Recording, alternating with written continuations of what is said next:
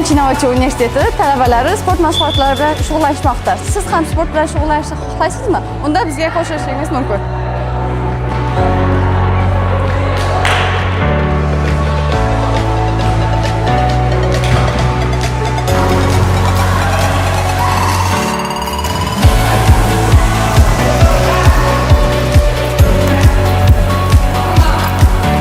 Ushimizdan qo'limizni ushlab, yurmay holatda tutamiz.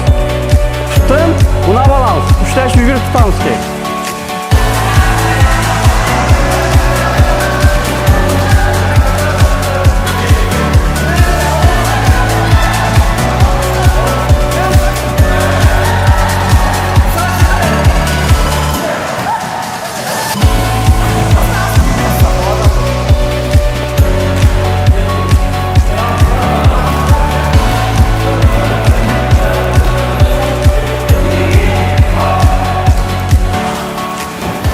Topni ushlab, arkamızdaki şerikimize uzatamiz. Fakat tepeden.